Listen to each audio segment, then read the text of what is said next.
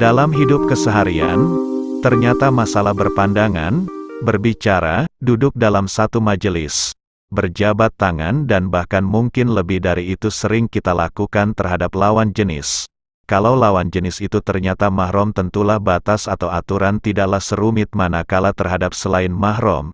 Sangat disayangkan kaum muslimin mengabaikan batas-batas yang harus dipegangi baik terhadap mahram atau selain mahram. Padahal akibat yang ditimbulkannya sangatlah fatal. Berikut ini adalah dialog tentang memandang, berkholwat dan berbaurnya pria dan wanita.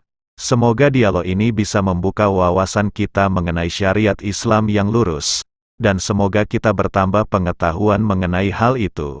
Jika ada perbedaan dalam pandangan masalah ini, silakan disampaikan dengan sopan dan bijak di kolom komentar. Masukan Anda sangat berarti. Terima kasih. Assalamualaikum. Di antara para dai modernis, ada yang memperbolehkan seorang laki-laki memandang wajah istri saudaranya. Mereka beralasan dengan beberapa dalil. Sejauh manakah kesahihan dalil-dalil tersebut, dan bagaimana cara membantahnya? Kedudukan istri dan saudara seseorang itu sama dengan kedudukan wanita-wanita ajnabiyah atau bukan mahram. Seorang pria tidak boleh memandangnya, sebagaimana dia tidak diperbolehkan memandang istri paman dan yang lainnya. Ia tidak boleh pula berkholwat atau berduaan dengannya tanpa ada orang lain. Sebaliknya, seorang wanita tidak dibolehkan membuka wajahnya di hadapan saudara atau paman suaminya. Ia tidak diperbolehkan bepergian atau berkholwat dengan mereka. Hal ini berdasarkan firman Allah di Quran Surat Al-Ahzab, ayat 53.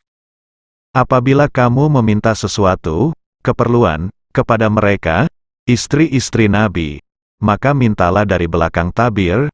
Cara yang demikian itu lebih suci bagi hatimu dan hati mereka. Ayat ini berlaku secara umum, baik bagi istri-istri Nabi maupun wanita-wanita lain. Berdasarkan pendapat paling sahih di antara dua pendapat para ulama. Alasan lain adalah firman Allah, Surat An-Nur, ayat 30-31. Katakanlah kepada laki-laki yang beriman, hendaklah mereka menahan pandangannya, dan memelihara kemaluannya. Yang demikian itu adalah lebih suci bagi mereka. Sesungguhnya Allah Maha mengetahui apa yang mereka perbuat. Katakanlah kepada wanita yang beriman, hendaklah mereka menahan pandangan mereka, dan memelihara kemaluan mereka, dan janganlah mereka menampakkan perhiasan mereka kecuali yang biasa nampak dari mereka. Dan hendaklah mereka menutupkan kain kudung ke dada mereka, dan janganlah menampakkan perhiasan mereka, kecuali kepada suami mereka, atau ayah mereka, atau ayah suami mereka, atau putra-putra mereka, atau putra-putra suami mereka, atau saudara-saudara mereka, atau putra-putra saudara laki-laki mereka, atau putra-putra saudara perempuan mereka, atau wanita-wanita Islam, atau budak-budak yang mereka miliki atau pelayan-pelayan laki-laki yang tidak mempunyai keinginan terhadap wanita atau anak-anak yang belum mengerti tentang aurat wanita. Juga firman Allah di Quran Surat Al-Ahzab ayat 59. Hai Nabi, katakanlah kepada istri-istrimu, anak-anak perempuanmu dan istri-istri orang mukmin, hendaklah mereka mengulurkan jilbabnya ke seluruh tubuh mereka, yang demikian itu supaya mereka lebih mudah untuk dikenal, karena itu mereka tidak diganggu. Juga sabda Nabi Muhammad, tidak diperbolehkan seorang wanita bepergian kecuali bersama mahramnya. Sungguh tidaklah seorang laki-laki menyendiri dengan seorang wanita, kecuali setan akan menjadi pihak yang ketiga. Karena jika seorang wanita menampakkan wajahnya kepada saudara suaminya atau kepada orang lain, dan sebaliknya jika ia melihat wajahnya, maka hal ini merupakan salah satu pintu fitnah dan terjerumusnya seseorang dalam hal-hal yang diharamkan oleh Allah. Bolehkah seorang laki-laki memandang wajah wanita ajnabiyah secara tidak sengaja atau secara tiba-tiba?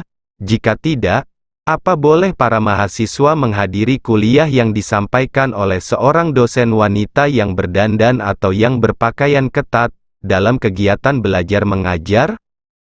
Mahasiswa tidak boleh memandang dosen wanita melebihi dari pandangan tidak sengaja secara tiba-tiba, kecuali dalam keadaan darurat. Misalnya untuk menyelamatkan seorang wanita dari kecelakaan dan sebagainya, atau dalam pemeriksaan medis, jika tak ada dokter wanita yang biasa memeriksanya. Bagaimana hukum menyaksikan wanita-wanita yang tampil di televisi? Tidak diperbolehkan wanita-wanita telanjang, setengah telanjang, atau yang membuka wajahnya. Begitu pula tidak diperbolehkan menyaksikan laki-laki yang membuka pahanya baik di televisi atau video, film dan lain-lain. Sebaliknya, seseorang berkewajiban untuk menahan pandangan atau berpaling. Sebab ini merupakan fitnah dan salah satu sebab yang merusak hati serta menyimpangkannya dari kebenaran. Ini berdasarkan firman Allah Ta'ala di Quran, Surat An-Nur ayat 30-31. Katakanlah kepada laki-laki yang beriman, hendaklah mereka menahan pandangannya, dan memelihara kemaluannya. Yang demikian itu adalah lebih suci bagi mereka. Sesungguhnya Allah Maha mengetahui apa yang mereka perbuat. Katakanlah kepada wanita yang beriman, hendaklah mereka menahan pandangan mereka, dan memelihara kemaluan mereka. Jadi, pandangan itu sangat berbahaya, sehingga harus diwaspadai. Seyogyanya, seseorang memelihara diri darinya.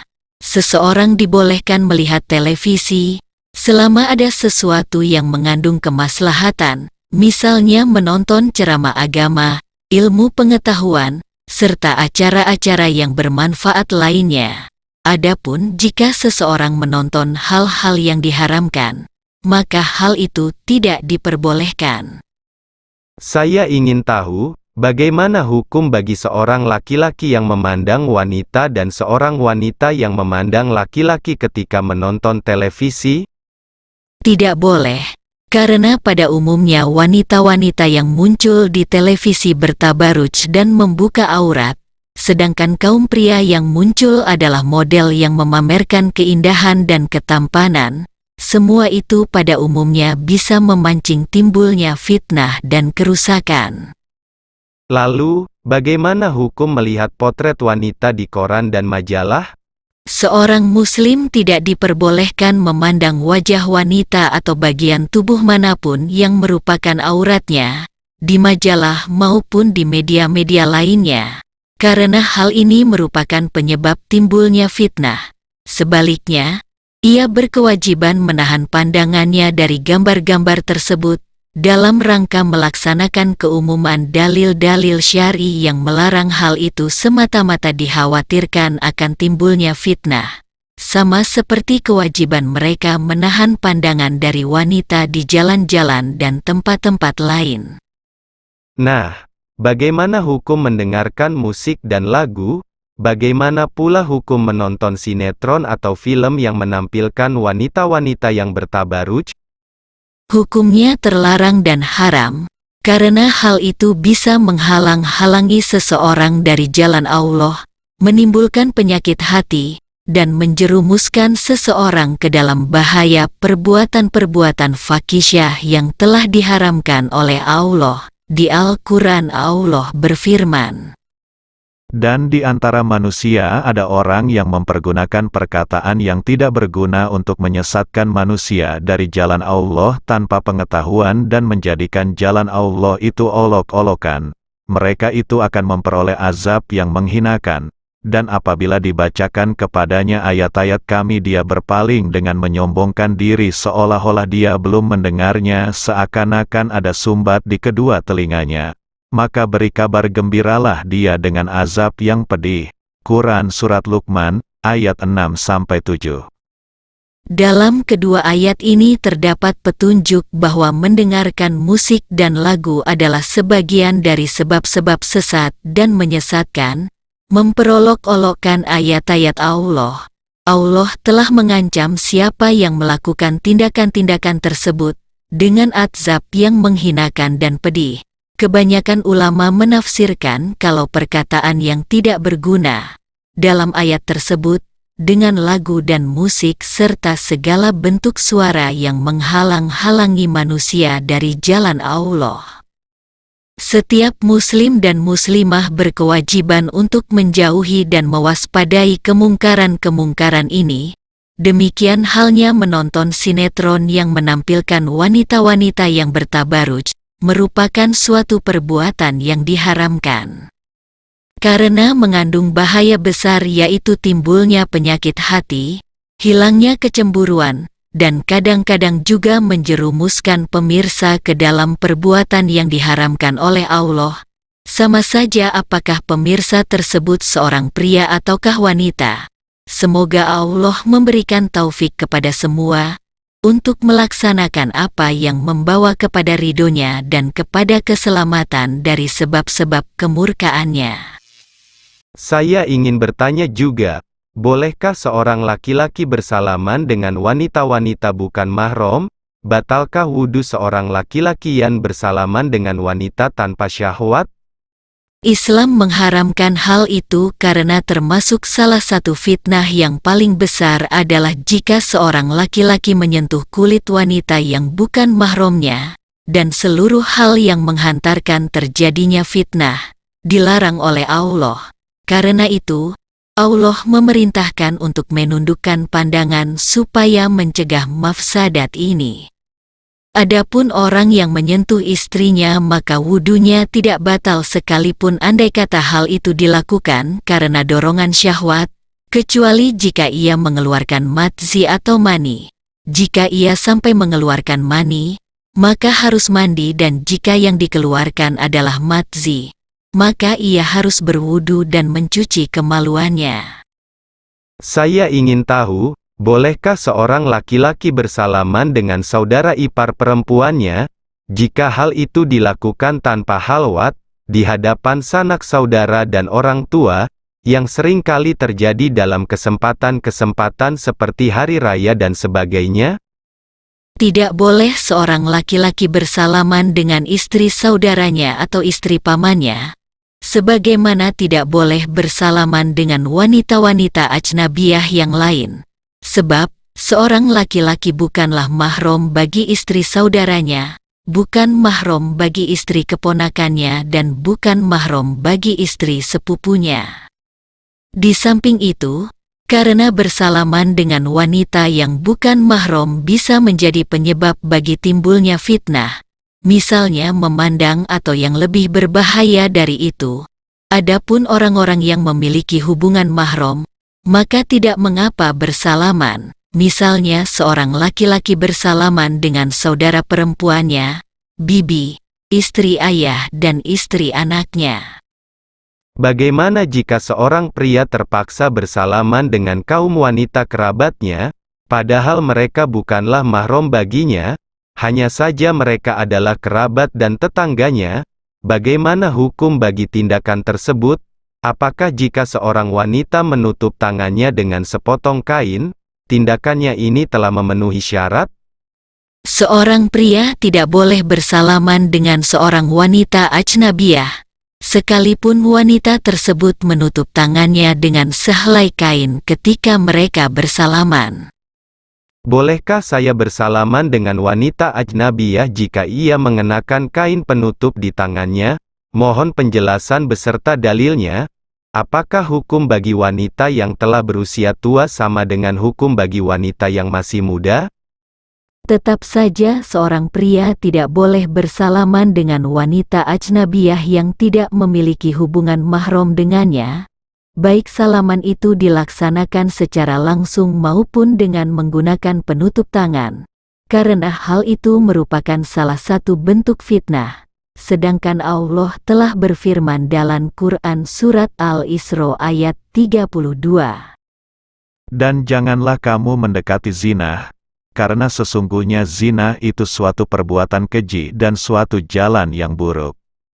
Ayat ini menunjukkan bahwa kita berkewajiban untuk meninggalkan segala sesuatu yang menghantarkan kepada perzinaan, baik itu zina kemaluan yang merupakan zina paling besar atau lainnya. Tidak diragukan bahwa bersentuhannya seorang pria dengan tangan seorang wanita ajnabiyah bisa membangkitkan syahwat. Apalagi terdapat hadis-hadis yang melarang keras tindakan tersebut dan yang menyatakan ancaman yang keras terhadap siapa saja yang bersalaman dengan wanita yang bukan mahramnya. Dalam hal ini, tidak ada perbedaan antara wanita yang sudah tua maupun yang masih muda. Itu sama saja hukumnya. Sebab, kita mesti berhati-hati dalam menyimpulkan hukum. Di samping itu, persepsi orang seringkali berbeda mengenai batasan wanita yang masih muda dan yang sudah tua. Saya sering mengunjungi keluarga dan sanak famili, setelah berpisah dalam waktu lama. Kadang-kadang dalam waktu 6 bulan dan kadang-kadang sampai setahun penuh. Sesampai di rumah, banyak wanita yang menyambut kedatangan saya, dari yang masih kanak-kanak hingga yang sudah tua. Mereka mencium saya dan saya jadi tersipu malu.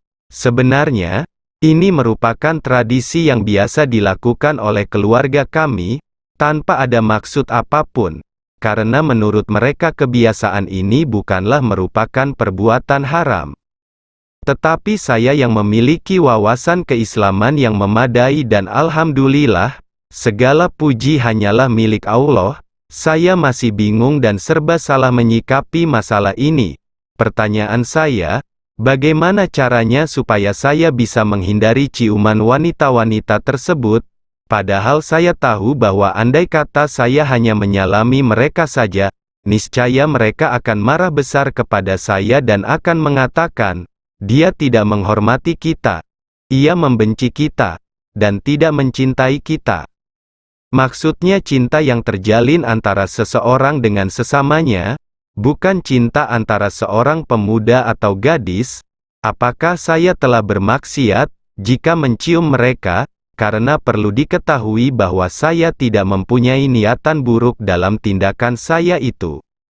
Seorang muslim tidak diperbolehkan menjabat tangan atau mencium selain istrinya dan wanita-wanita mahramnya. Itu merupakan salah satu hal yang diharamkan dan sebab timbulnya fitnah serta perbuatan fahisyah. Yang lebih buruk daripada bersalaman dengan wanita adalah mencium mereka. Entah mereka itu anak paman, anak tetangga, atau anak siapa saja. Semua itu diharamkan berdasarkan ijma kaum muslimin dan merupakan sarana paling besar bagi terjadinya berbagai perbuatan fahisyah yang diharamkan. Setiap muslim berkewajiban untuk menghindarkan diri dari perbuatan itu dan menjelaskan kepada wanita-wanita yang biasa melakukannya, baik yang memiliki hubungan famili maupun yang tidak, bahwa perbuatan tersebut diharamkan meskipun sudah membudaya di kalangan orang banyak. Seorang muslim dan muslimah tidak boleh melakukannya, meskipun kerabat dan masyarakat di negerinya biasa melakukan hal itu. Sebaliknya, ia berkewajiban mengingkari hal itu dan mengingatkan masyarakat agar tidak melakukannya. Sebagai gantinya, cukuplah ia mengucapkan salam, tanpa berjabat tangan atau mencium. Saya tinggal di suatu daerah, di mana saya memiliki keluarga, hubungan kekerabatan saya dengan mereka sangat dekat, di antara mereka ada istri paman saya dan putri-putrinya. Ketika mengunjungi mereka, saya mengucapkan salam kepada mereka dan mencium mereka. Mereka duduk-duduk bersama saya sementara sebagian aurat mereka dalam keadaan terbuka. Saya terpaksa melakukan hal ini, karena saya mengetahui bahwa ini merupakan tradisi yang cukup membudaya. Bagaimana pendapat Anda mengenai tradisi ini dan apa yang harus saya lakukan? Tradisi ini buruk dan mungkar, serta bertentangan dengan syariat Islam yang suci. Anda tidak boleh mencium dan bersalaman dengan mereka, karena istri dan anak-anak paman Anda, dan wanita-wanita yang lain, bukanlah mahram bagi Anda. mereka wajib mengenakan hijab di hadapan Anda dan tidak boleh menampakkan perhiasan mereka kepada Anda. Sesuai dengan firman Allah dalam Quran Surat Al-Ahzab ayat 53. Apabila kamu meminta sesuatu keperluan kepada mereka, istri-istri Nabi, maka mintalah dari belakang tabir. Cara yang demikian lebih suci bagi hatimu dan hati mereka. Ayat ini umum, berkenaan dengan istri-istri Nabi dan wanita-wanita selain mereka. Menurut pendapat yang paling sahih di antara dua pendapat perempuan ulama, barang siapa mengatakan bahwa ayat ini khusus berkenaan dengan para istri Nabi, maka pendapatnya ini salah dan tidak berdasarkan dalil. Allah juga berfirman berkenaan dengan kaum wanita secara umum, di Quran Surat An-Nur, ayat 31. Dan janganlah menampakkan perhiasan mereka, kecuali kepada suami mereka, atau ayah mereka, atau ayah suami mereka. Anda tidak termasuk golongan yang dikecualikan dalam ayat di atas. Anda adalah laki-laki ajnabi bagi anak-anak perempuan paman-pamanmu dan istri-istri mereka. Artinya, Anda bukanlah mahram bagi mereka. Anda berkewajiban menjelaskan kepada mereka apa yang telah kami sebutkan ini dan membacakan fatwa ini kepada mereka sehingga mereka bisa memakluminya dan memahami hukum syariat. Cukuplah Anda mengucapkan salam kepada mereka, tanpa mencium atau bersalaman. Apa boleh jika seorang ayah mencium putrinya yang sudah balik, baik yang sudah menikah ataupun belum, baik itu cium pipi, bibir ataupun bagian lainnya? Bagaimana hukum jika seorang anak mencium ayahnya? Seorang bapak tidak berdosa bila mencium putrinya yang sudah dewasa maupun yang masih kanak-kanak tanpa syahwat. Dengan catatan hendaklah ciuman itu di pipinya jika ia sudah berusia dewasa. Sebab, ada riwayat yang kuat yang menyebutkan bahwa Abu Bakar As-Siddiq mencium putrinya, Aisyah, di pipinya. Selain itu, mencium di bagian bibir kadang-kadang bisa membangkitkan syahwat seksual. Maka lebih baik ditinggalkan. Sebaliknya seorang putri dibolehkan mencium ayahnya pada bagian hidung atau kepalanya tanpa syahwat. Jika ciuman itu dilakukan dengan syahwat, maka diharamkan bagi semuanya, demi menghindari timbulnya fitnah dan terjadinya perbuatan fahisyah. Sebagian orang ada yang menganggap remeh masalah berbincang-bincangnya seorang laki-laki dengan wanita ajnabiyah. Misalnya, jika seseorang datang ke rumah sahabatnya, tetapi ternyata sahabatnya itu tidak ada, maka istrinya akan menemuinya dan berbincang-bincang dengan teman laki-laki sahabat suaminya tersebut. Ia membuka majelis serta menghidangkan kopi atau teh kepadanya. Apakah tindakan ini dibolehkan? Mengingat bahwa ketika itu tidak ada seorang pun yang berada di rumah selain istri orang tersebut? Seorang wanita tidak dibolehkan mengizinkan pria ajnabi memasuki rumah suaminya ketika suaminya bepergian, meskipun orang tersebut adalah kawan akrab suaminya dan sekalipun ia seorang yang bisa dipercaya. Sebab tindakan ini merupakan halwat antara seorang pria dengan seorang wanita ajnabiyah, padahal disebutkan di dalam hadits. Tidaklah seorang laki-laki berkhalwat dengan seorang wanita ajnabiyah, kecuali setan menjadi teman ketiga mereka.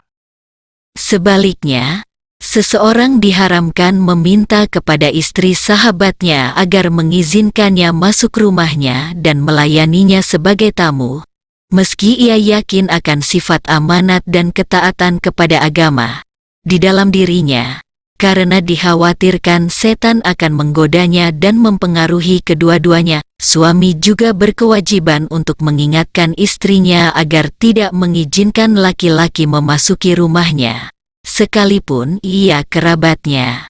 Rasulullah bersabda, Janganlah kamu sekalian masuk ke rumah kaum wanita. Para sahabat bertanya, Ya Rasulullah, bagaimana dengan alhamu? Beliau menjawab, alhamu itu maut. Alhamu adalah saudara atau kerabat suami.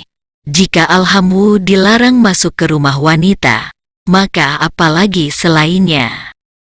Baiklah, saya sudah faham. Lalu, bagaimana hukum tentang hubungan sebelum pernikahan? Jika yang Anda maksudkan dengan sebelum pernikahan adalah sebelum resepsi pernikahan, tetapi setelah akad nikah atau ijab, maka ini tidaklah berdosa. Sebab, dengan berlangsungnya akad nikah, maka seorang wanita telah sah menjadi istri sekalipun belum diadakan resepsi pernikahan. Adapun jika hubungan tersebut dilakukan sebelum akad nikah, yaitu selama masa pinangan atau sebelumnya, maka diharamkan. Seorang pria tidak boleh bersenang-senang dengan wanita bukan mahram, baik dengan berbincang-bincang, memandang atau berduaan. Bagaimana ketentuan syariat mengenai seorang pembantu wanita yang datang tanpa mahram? Apakah yang diharamkan adalah kedatangannya dari negaranya tanpa disertai mahram ataukah keberadaannya di rumah tuannya tanpa disertai mahram? Seorang wanita tidak boleh bepergian jauh tanpa mahram, baik ia seorang pembantu atau bukan, karena Nabi bersabda, Janganlah seorang wanita bepergian jauh kecuali bersama mahram. adapun keberadaannya di rumah tuannya tidak perlu disertai mahram. Tapi, tidak boleh seorang pria ajnabi berkholwat dengannya, karena Nabi juga bersabda, Janganlah sekali-kali seorang pria berkholwat dengan wanita, kecuali jika disertai dengan mahram. Bagaimana hukum mendatangkan pembantu dari luar negeri tanpa mahram jika ia seorang muslimah? Karena masalah ini terjadi pada banyak orang, termasuk mereka yang dianggap sebagai penuntut ilmu. Mereka berdalih bahwa mereka terpaksa melakukan hal itu. Sebagian dari mereka juga beralasan bahwa dosa kepergian pembantu tanpa mahram itu telah ditanggungnya sendiri atau telah ditanggung oleh Biro Perekrutan Tenaga Kerja. Mohon dijelaskan. mendatangkan pembantu dari luar negeri tanpa disertai mahram adalah maksiat kepada Rasulullah. Sebab, ada sebuah hadits sahih yang diriwayatkan dari beliau, bahwa beliau bersabda, janganlah seorang wanita berpergian jauh kecuali bersama mahram. Selain itu, kedatangannya tanpa mahram bisa menyebabkan timbulnya fitnah dari dirinya atau terhadap dirinya. Segala sesuatu yang menjadi penyebab timbulnya fitnah adalah terlarang, karena apa saja yang mengakibatkan terjadinya sesuatu yang haram adalah diharamkan. Ketidakpedulian sebagian orang mengenai hal itu merupakan musibah. Tidak ada alasan bagi mereka untuk mengatakan terpaksa. Sebab, andai kata mereka beranggapan bahwa unsur keterpaksaan ada pada pembantu wanita itu, maka tidak ada keterpaksaan baginya untuk datang tanpa mahram. Tidak benar juga bila sebagian dari mereka mengatakan bahwa dosa kepergian pembantu tersebut tanpa mahram ditanggungnya sendiri atau ditanggung oleh Biro Perekrutan Tenaga Kerja. Sebab, barang siapa membuka pintu untuk pelaku perbuatan haram, maka ia ikut berdosa karena kesertaannya membantunya. Sedangkan Allah Ta'ala telah berfirman di Quran Surat Al-Maidah ayat 3. Dan tolong menolonglah kamu dalam mengerjakan kebajikan dan takwa, dan jangan tolong menolong dalam berbuat dosa dan pelanggaran. Allah telah memerintahkan kita untuk melaksanakan amar makruf nahi munkar. Sedangkan mendatangkan pembantu wanita tanpa mahram merupakan pengakuan terhadap kemungkaran, bukan pengingkaran terhadapnya. Saya ingin mendapatkan jawaban tentang hukum seorang wanita yang bekerja dan tinggal di luar negeri tanpa mahram. Misalkan wanita itu bekerja di suatu tempat yang seluruh pekerjanya adalah wanita dan tinggal di suatu ruangan dalam sebuah gedung yang berdekatan dengan ruang kerja. Semua yang tinggal di dalam gedung tersebut adalah wanita. Alhamdulillah, antara pria dan wanita tidak berbaur satu sama lain dan tidak terdapat hal-hal yang dimurkai oleh Allah, baik di tempat kerja maupun di asrama. Jadi, Bermukimnya seorang wanita di suatu negeri tanpa mahram tidak menyebabkan timbulnya mudarat dan tidak berdosa. Apalagi jika hal itu tidak membahayakan, seperti pekerjaan yang dilakukan oleh pekerja wanita terpisah dari laki-laki dan merupakan pekerjaan yang dimubahkan oleh Allah, atau pekerjaan tadi merupakan pekerjaan yang dikerjakan di bagian dalam pabrik bersama-sama para wanita lain. Semua ini tidak dilarang. Yang dilarang adalah kepergian Anda dari negeri Anda seorang diri. Jangan bepergian jauh kecuali bersama mahram. Jika Anda terlanjur datang dari negeri Anda tanpa mahram, maka hendaklah Anda bertaubat dan memohon ampun kepada Allah. Jangan mengulangi perbuatan tersebut. Jika Anda ingin bepergian jauh, Anda harus bersama mahram. Bersabarlah sampai mahram Anda datang. Karena Nabi bersabda, janganlah seorang wanita bepergian jauh kecuali bersama mahram. Mahram sepantasnya adalah dari famili Anda sendiri. Seandainya Anda menikah, sehingga suami Anda bisa menjadi mahram Anda di perjalanan, segala urusan ada di tangan Allah. Tetapi Anda berkewajiban untuk berupaya maksimal untuk mencari mahram ketika bepergian jauh. Adapun keadaan Anda sekarang yang bermukim bersama-sama beberapa wanita dan bekerja dalam bidang yang mubah, maka mudah-mudahan tidak berdosa. Alhamdulillah, tidak diragukan bahwa kepergian seorang wanita tanpa mahram merupakan perkara yang sangat berbahaya, karena mengundang resiko dan fitnah. Oleh karena itu, kami ingatkan kepada wanita-wanita muslimah agar berhati-hati dan tidak melakukan hal itu. Janganlah mereka melakukan perjalanan jauh tanpa mahram. Kami juga menasehati mereka agar menjauhi perbuatan berbaur dengan kaum pria, atau bekerja atau berkholwat dengan kaum pria. Ini semua harus ditinggalkan, baik di rumah sakit atau di tempat-tempat lain.